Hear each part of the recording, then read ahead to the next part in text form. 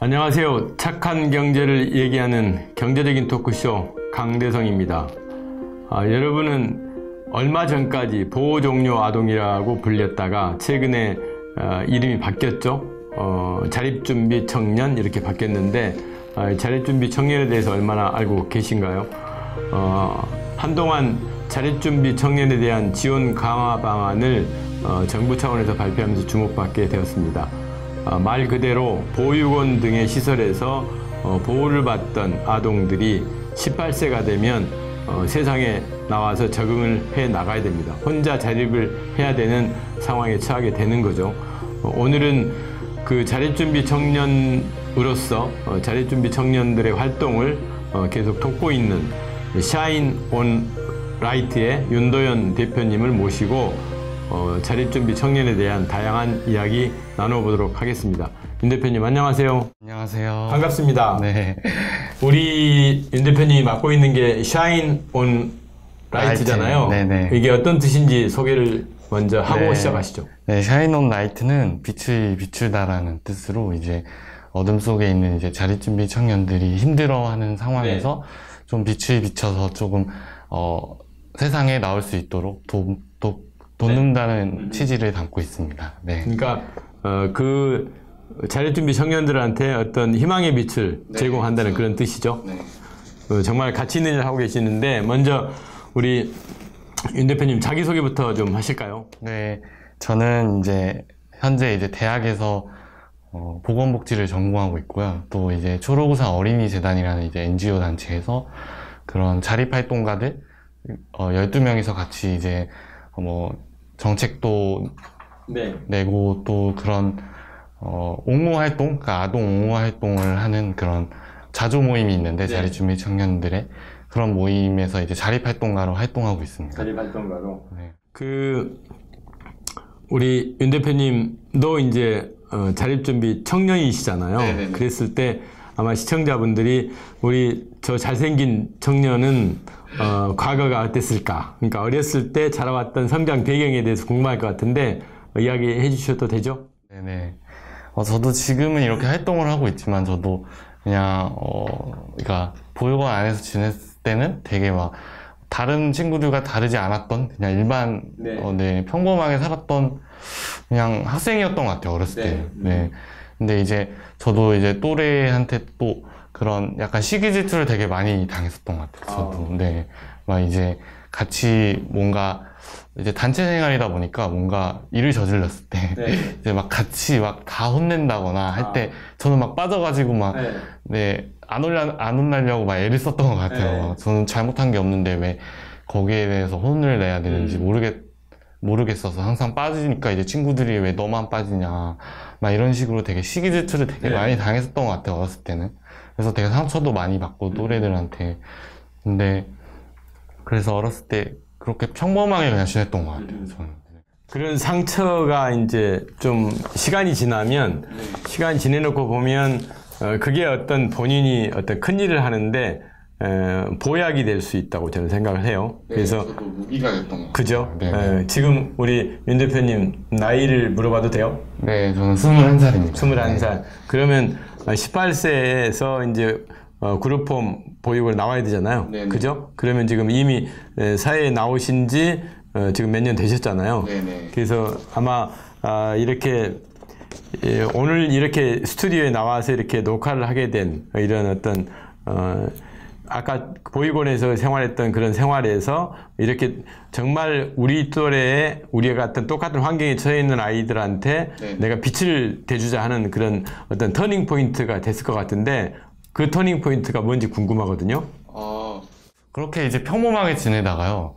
고등학교 1학년 때 되게 저의 인생을 바꿨던 멘토 선생님을 만나게 돼요. 네, 고등학교 1학년 때 이제 우연히 이제 보육원 안에 뮤지컬 수업을 하러 왔다가 그러니까 프로그램이었던 것 같아요. 보육원 안에서의. 근데 이제 그 선생님이랑 그 수업을 통해서 가까워지면서 이제 그분이 이제 지역사회 이제 협동조합을 이끄는 이제 대표님이시다 보니까 그런 저희 자립준비 청년들 그리고 보육원에 사는 친구들한테 관심이 많았던 것 같아요. 지역사회 안에서. 그러다 보니까 저랑 자연스럽게 막 이야기를 맡으면서 막 이렇게 결국은 이제 저의 이야기, 그러니까 저가 참아왔던 속의 이야기들을 하기 시작했던 것 같아요. 멘토들을 만나면서. 그러면서 제가 그때부터 좀 회복이 됐던 것 같아요. 그 멘토한테 처음으로 제 이야기를 꺼냄으로 인해서 저의 이야기들을 다 털어놓게 되고, 그러면서 그렇게 지내오면서 이제 고등학교 2학년에 맞았어요. 근데 이제 제가 원래 공부하고 있던 게 전기통신이었는데, 전기통신? 네, 되게 안 맞았어요, 전공이. 네. 그러다 보니까 저도 이게 이런 고등학교 그러니까 중학교 선생님도 그렇고, 이제 생활 선생님도 그렇고, 보육원 안에 이제 선생님들도 그렇고, 여기 이제 가서 너가 이렇게 기술을 배워두면 나중에 사회에 나갔을 때 도움이 될 거다. 네, 도움이 된다. 이렇게 말씀하셔가지고, 저는 그냥 그게, 그냥 혹했던 것 같아요. 그런 말에. 어렸을 때는 저의 어떤 방향성과 목표가 없다 보니까. 근데 고등학교 1학년은 되게 막 활기차게 처음 배우는 거니까 막 했었는데, 고등학교 2학년 되니까 막 혼란이 오는 거예요. 막 제가 이 공부를 왜 해야 되나, 막 이런 생각도 들고, 이제 정체성에 대해서 막 이제 혼란이 오기 시작해서, 그러던 참에 이제 제가 원래 사회복지에는 관심이 있었는데, 이 자립준비 청년 관련 이제 TV 프로그램을 보게 돼요. 그러니까 SBS 스페셜이었던 것 같아요. SBS 스페셜. 네. 거기 이제 보호종류 아동, 그 당시에는 이제 보호종류 아동이라는 이름으로 그 편을 했었어요. 그래서 그걸 봤는데 되게 그 영상을 보는데 되게 막 뭔가 뜨거운 열정? 네. 그런 것도 있고, 뭔가 착한 분노라고 해야 되나? 그러니까 나쁜 감정의 분노가 아닌 뭔가, 내가 아무도 이쪽에 목소리를 내지 않고 있고, 선배들은 이렇게 살아가고 있는데 왜 아무도 관심을 가져주지 않지? 이런 생각에서 시작이 됐던 거예요, 제 마음. 아마 지금 우리 윤도현 대표하고 저하고 토크쇼를 진행하고 있잖아요. 아마 이걸 보고 보호종료 청년들께서 아마 윤도현 대표처럼 똑같이 어떤 삶의 터닝 포인트가 될 수 있을 거라고 저는 생각을 해요. 그래서 이렇게 그 가슴 속에 뭉쳐져 있는 걸 이렇게 밖으로 표출한다는 게 쉽지가 않는데, 오히려 그걸 딱 표출을 하고 나면 상대하고 되게 친해지잖아요, 이렇게. 그러니까 가족 일을 되게 사람들 가족 이야기를 잘 안 하려고 그러는데, 다들 삶의 처한 환경들이 엇비슷하잖아요.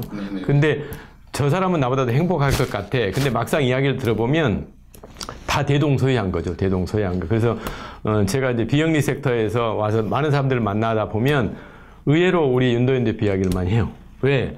우리 윤도현 대표가 일상을 SNS 활동을 열심히 하잖아요. 그래서 저는 사실은 제가 윤도현 대표를 찾았던 것도 SNS 때문에 제가 윤도현 대표 둘이 만났잖아요. 사실은 그게 계기가 됐는데, 저는 그게 상당히 괜찮다고 봐요. 그래서 그걸 계기로 해서 내가 만들어가는 사회적 가치 이런 거다 하고 윤도현 대표 지금 하고 있는 일이 그거잖아요.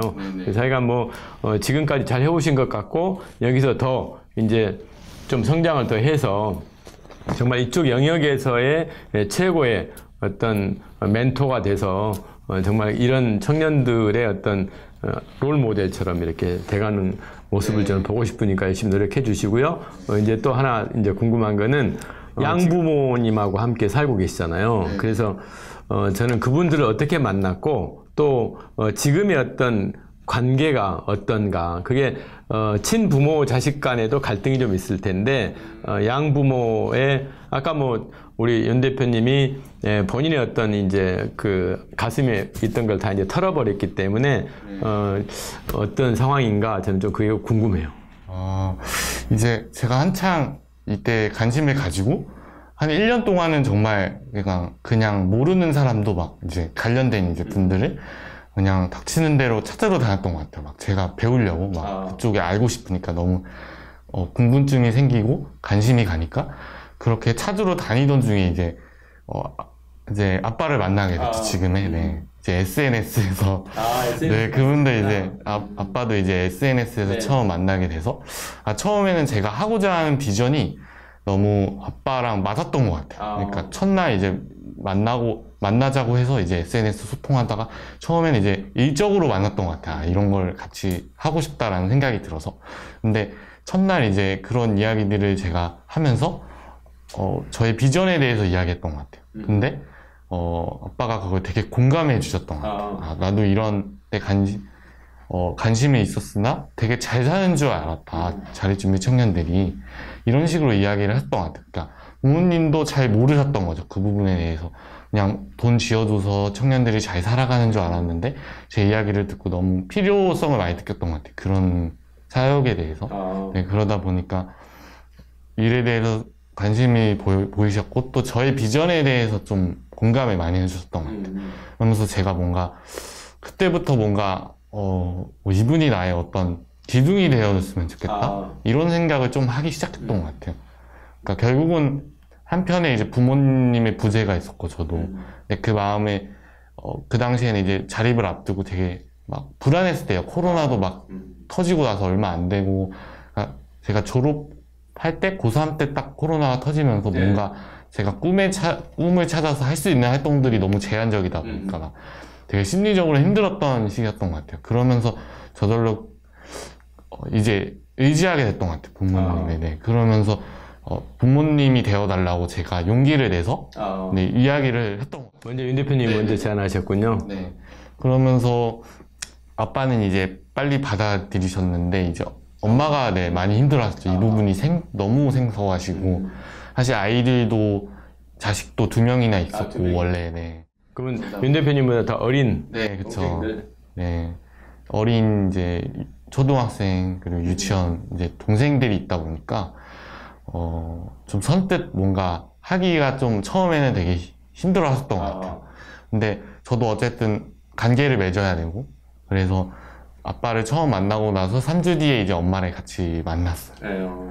근데 엄마가 첫인상이 되게 저는 기억이 남아요. 이렇게 딱 카페에 딱 이렇게 삼자 대면을 했는데 들어오는데 딱 지갑을 책상에 탁 내려놓더라고요. 그런데 되게 강렬했어요. 그 첫인상이 저도 아직도 기억이 나는데 되게 새침한 엄마인 줄 알았어 처음엔 되게. 근데 나중에는 이제 되게 따뜻한 엄마인 걸 알게 되죠. 근데 어쨌든 제 첫 인상은 되게 막 되게 새침했던 것 같아요. 엄마가 이런 엄마였다고 막 이런 생각이 좀 들었던 것 같아요. 그러니까 제가 생각했던 첫인상이랑 너무 달라서. 나중에 어머니한테 그 이야기했어요? 네, 나중에 이야기했죠. 네. 근데 되게 웃으시더라고요. 네, 어쨌든 그렇게 해서 삼자대면을 처음 하게 됐고 그러면서 그때 되게 많은 이야기를 나눴던 것 같아요. 같이 시간도 보내고 저녁까지. 네. 그러면서 그때 이후로 그러면은 계속 만남을 가지자. 이렇게 정기적으로 만남을 가지면서 좀 관계를 맺어갔으면 좋겠다. 이렇게 하셔가지고 그러면서 이제 그 다음 달에 이제 11월 첫 주에 그러니까 초반 첫 주에 이제 처음으로 같이 이제 파주를 가요, 여행을. 네. 그러면서 동생들도 그때 같이 이제 친해지는 시간을 좀 가졌던 것 같아요. 근데 또 그때 코로나가 심해지면서 외출을 할 수 없게 된 거예요. 네. 그러면서 어쩔 수 없이 영상통화하고 전화밖에 할 수 없는 상황이었던 것 같아요. 근데 그 관계가 더 오히려 저는 더 지금은 감사하다고 생각하는 게 그게 오히려 더 가까이 만드는 계기가 됐던 것 같아요. 그러니까 네, 제가 더 힘드니까 이렇게 더 가까이 더 연락하게 하고 제가 속 이야기도 더 하게 되고 막 이러면서 엄마랑 되게 애틋한 관계가 된 것 같아요. 그러면서 막 동생들도 같이 영상통화하는데 막 껴가지고 막 같이 막 하고 네.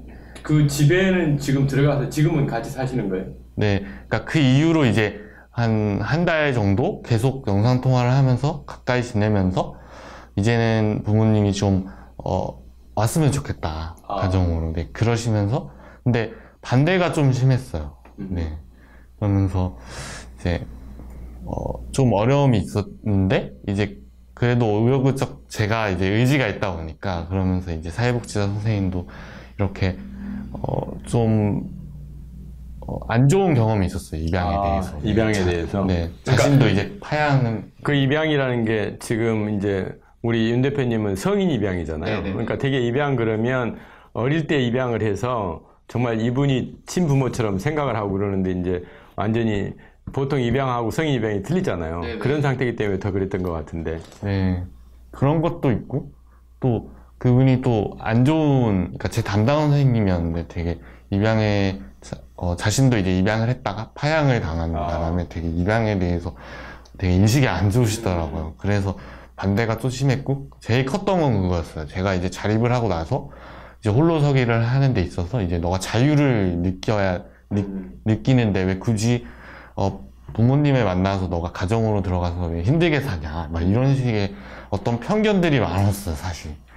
근데 어쨌든 저가 의지가 있었고 저는 어쨌든 부모님이 뭐 가족 관계가 그 정도로 단순한 건 아니잖아요 사실은. 그만큼 또 힘든 부분도 있지만 사랑을 또 받을 수 있고, 그래서 저의 결단으로 이제 끝까지 이제 설득한 끝에 이제 받아들이셨고, 시설 측에서도. 그래서 합의하에 이제 12월 15일 날 이제 2020년 이제 그때 퇴소를 하면서 가정으로 2020년? 네. 아, 그때 들어가셨네요. 네, 그때 가정으로 퇴소를 하는 동시에 들어가요. 네. 그러면서 지금까지 같이 지내고 그치. 있죠. 네. 이건 좀 다른 이야기인데, 그러니까 이제 우리 윤도현 대표께서 이제 저보다 나이도 어리고 제 자식 같고 그래서 이제 그런 이야기를 해주고 싶은데, 청파교회 김기성 목사님이라고 계세요. 네. 김기성 목사님 말씀을 얼마 전에 듣다 보니까, 이제 유튜브로 이제 듣다 보니까 그런 이야기를 하시는 거예요. 이제 기독교인들이 기도를 하다가 하나님 왜 저한테 이런 시련을 주십니까? 이렇게 막 하나님한테 항변을 한다는 거예요. 왜 저한테? 다른 사람들 왜 저한테? 그런데 그게 시간이 지나면 나중에 어떻게 되냐면 그걸 내가 왜 그렇게 이야기를 내가 그렇게 강하게 이야기할 자격이 있냐는 거지. 그러니까 그 시련이 나한테 그러면 나 말고 그러면 다른 사람한테 가란 이야기냐, 예를 들어서. 그래서 그 시련을 그냥 덤덤하게 받아들이면서 아까 우리 윤도현 대표가 이야기했듯이 그걸 긍정적으로 받아들이다 보면 이게 하나의 나를 더 단단하게 만들기 위한 과정이라고 생각을 하면 그 시련을 극복을 할 수 있는데, 계속 기도할 때 왜 하나님 저한테만 이런 일을 주십니까 막 이렇게 이제 항의성 기도를 한다는 게 이제 그런 얘기를 해서 저게 상당히 진정한 크리스찬으로 갈 때 어떤 그런 고민들을 한번 해보면 어떨까 하는 생각이 들더라고요. 그래서 오늘 지금 약간 다른 이야기지만 우리 윤도현 대표 이야기 듣다 보니까 지금 김기성 목사님 말씀 생각나서 그 이야기를 하는 거예요. 맞아요. 저도 뭔가 저의 시련을 그러니까 거부하지 않는 것 같아요. 네, 그러니까 맞아요. 있는 그대로 받아들이고 또 저도 항상 그런 시련이 왔을 때 어쨌든 저도 이제 크리스천이다 보니까 그런 질문을 하는 것 같아요. 하나님한테. 맞아요. 네. 막 왜 나한테 이런 시련을 주시는지에 대해서. 근데 저는 되게 그 부분이 감사한 것 같아요. 어쨌든 그 고통으로 제가 성장할 수 있고 맞아요. 저를 정말 진정한 어떤 신앙 속으로 이끄는 어떤 길이라고 생각이. 그러니까 이제 제가 주로 이제 젊은이들 만나서 뭐 우리나라에도 유명한 그 기업인들이 많지만 일본의 마스시다 고노스케 이야기를 많이 해요. 그래서 이분은 뭐 일본의 전설적인 뭐 경영의 대가라고 불리지만 그분이 정말 허약하게 태어났는데 허약하게 태어났기 때문에 열심히 운동을 했고 못 배웠기 때문에 열심히 공부를 했고 뭐 이런 몇 가지를 주어진 상황을 이제 긍정적으로 해석하다 보면 오히려 그게 이제 몸에 어떤 큰 보약이 되는데 그걸 부정적으로 해석하면 계속 이제 나락의 깊은 수렁에 빠져버리잖아요. 근데 우리 윤도현 대표님이 지금 이야기 듣다 보니까 정말 그런 어떤 내가 처한 현상을 이걸 어떤 시각으로 보냐에 따라서 정말 중요한 것 같아요. 이제 본인이 지금 자립준비 청년이잖아요. 지금 네네. 청년이기도 하고 당사자이기도 한데 오늘 대화 주제의 당사자이기도 한데 지금 주위에 보면 전국적으로 자립준비 청년들이 꽤나 많잖아요. 숫자가 지금 얼마나 되는지 제가 정확히 기억은 못 하겠는데 그분들한테 이제 어떤 이야기도 좀 해야 될 것 같고, 근데 우선은 우리 윤 대표님이 다니시다 보니까 자립준비 청년들에 대한 일반 사회에서 어떤 시각이 어떤 건지, 저는 뭐 제가 갖고 있는 시각은 따로 있는데 우리 윤 대표님이 느꼈던 거는 어떻게 느끼고 계세요? 지금 일반인들이 느끼는 자립준비 청년에 대한 시선이 어떻다 하는 것들. 일반인들의 시선은 어쩔 수 없이 이거를 접하는 기사나 그런 걸로 인식을 하게 되거든요. 그러니까 인식점이 어쩔 수 없이 한정적이다 보니까 어떤 기사를 통해서 뭐 뉴스를 통해서 접하기 때문에 대부분 이제 기사에서는 되게 왜곡되고 되게 막 극단적으로 표현을 하잖아요. 그래서 되게 동정심으로 바라보는 경우가 많은 것 같아요. 어떤 자립준비 청년은 되게 불쌍하게 여기고 막 도와줘야 된다고 막 이렇게 불쌍하게 여기는 그런 연민의 어떤 시선으로 바라보는 사람들이 많은 것 같아요. 지금 이제 우리 아까 샤인 온 라이트 이야기 했잖아요. 우리 윤 대표님이 하시는 일이 그러면 주로 어떤 건지 좀 구체적으로 설명을 한번 해주실래요? 제가 이 브랜드를 만들게 된 것은 사실은 사람들이 몰라서 그런 것도 있고 좀 자립준비 청년들을 알리고 싶은 이유도 있었고 또 이런 활동을 하다 보니까 후원자분들도 돕고 싶은 사람은 많은데 이거를 어떻게 도와야 될지에 대해서 고민을 되게 많이 하시는 거예요. 어떻게 접촉을 해야 되냐 이 친구들을. 그러다 보니까 그거를 제가 할 수밖에 없는 거예요. 당사자인 제가 잘 알기 때문에. 그래서 그런 다리 역할을 좀 해주고 싶은 거예요. 저도 이런 브릿지 역할을 좀 하고 싶다 이런 생각이 들어서 브랜드를 만들게 됐고, 그러면서 이제 그냥 뛰어들었어요. 저도 처음에 막 어떤 준비도 없이 그냥 저도 열정만 가득했던 것 같아요. 처음에. 근데 이제 그러면서 또 목표가 생기고, 저도 이런 활동을 하다 보니까 자립준비 청년들이 막 이런 주제를 가지고 뭔가 쉴 수 있는 그런 데가 없는 거예요. 그러니까 뭔가 정책들도 많고 뭐 제도들도 많은데 단체들은 다 너무 형식적으로 막 이렇게 정책 그런 제도들을 알리고 또 이렇게 이용하는 그런 식의 어떤 형식적인 이용밖에는 하지 않는 그런 모습을 보면서 자립준비 청년들이 쉴 수 있는 공간이 있으면 되게 좋을 텐데 네, 이런 생각을 좀 하게 되는 거니까 나가서도 그냥 쉽게 접근하고 지역 안에서 접근해 와서 뭐 한번 자고 가고 막 이런 공간들을 만들고 싶다는 생각이 점점 들었던 것 같아요. 요즘은. 그러면서 저도 목표가 생기고 꿈이 생기면서 좀 자립준비 청년들의 어떤 정체성 그리고 마음의 쉼에 대한 그쪽에 관심이 점점 가기 시작하는 것 같아요. 요즘. 우리 윤 대표님 지금 몇 분이 하고 계세요? 혼자 하고 계세요? 네, 지금은 혼자 하고 있죠. 혼자? 네. 이제 제가 구피플 상임이사 하면서 이제 자립준비 청년들 11분인가 12분을 이제 계속 만나서 프로그램을 짜갖고 운영을 해봤는데, 그러니까 이제 500만 원을 받잖아요. 퇴소할 때. 그리고 이제 3년 동안인가 정부로부터 또 이제 일정 부분 지원금도 받고 이렇게 하잖아요. 근데 대체적으로 보면 뭐랄까 돈에 대한 개념, 그 관리를 어떻게 할지, 용돈을 주면 용돈에 대한 관리, 이런 것들, 저축을 어떻게 하고, 또 하나는 뭐 LH에서 자립준비 청년들에 대한 주거 지원 사업들이 이런 거 있는데 너무 모르는 거 있고, 그러니까 사회가 지금 자립준비 청년들한테 제공하고 있는 다양한 혜택을 몰라서 못 찾아 먹는 이런 일들이 좀 많은 것 같아요. 우리 윤 대표님 그런 거에 대해서 이제 지금 본인은 해박하게 알고 계시잖아요. 근데 의외로 그 청년들이 모른단 말이에요. 그래서 그런 것들을 좀 많이 알려줄 필요가 있을 것 같고, 기업들도 최근에 자립준비 청년에 대한 관심들이 점점 늘어나고 있는데, 제가 볼 때는 그 자립준비 청년들을 그런 식으로 이렇게 사회에 소프트랜딩 할 수 있도록 만들어가는 역할들이 물론 이제 당사자이기 때문에 더 호소력이 더 있을 것 같아요. 그래서 이제 그런 거에 대해서 지금 현재 자립준비 청년들한테 던질 메시지 있을 것 같은데. 자립준비 청년들한테 하고 싶은 말은 자신감을 가졌으면 좋겠어요. 이 사회는 사실은 냉정하기도 하지만 제가 한 만큼 얻는 거라고 생각해요, 인생은. 그래서 저도 뭔가를 계속 해 나갔을 때 내가 또 그 목표를 행했을 때 성장했다는 걸 되게 많이 느끼거든요. 근데 대부분의 자립준비 청년들은 많이 자존감이 떨어져 있잖아요. 그러니까 그런 거에 너무 치우치지 말고 내가 하고 싶은 일을 펼쳤으면 좋겠어요, 이 세상에. 네, 그런 말을 해주고 싶어요. 사실은 뭐 보육원 안에서 이제 교육을 받는데 사실은 잘 이루어지고 있지는 않아요. 사실 그 안에서. 네. 사실은 너무 형식적이기도 하고 아이들이 와닿지도 않고 사실은 경험이 많이 부족한 것 같아요. 네. 그래서 원에 있을 때도 그렇고 나가서도 그렇고 되게 나한테 좋은 경험들을 많이 했으면 좋겠어. 가리지 않고 뭐 알바가 됐든 여행이 됐든 할 수 있는 경험들을 최대한 많이 했으면 좋겠어요. 저도 비록 보육원에서 반대가 심했지만 원에서부터 저는 되게 막 제가 하고 싶은 활동은 다 했던 것 같아요. 막 여기도 가보고 싶고 해외 뭐 봉사도 가고 싶다 뭐 제안도 있었지만 제가 하고 싶은 것들을 다 했던 것들이 나중에 밑거름이 되더라고요.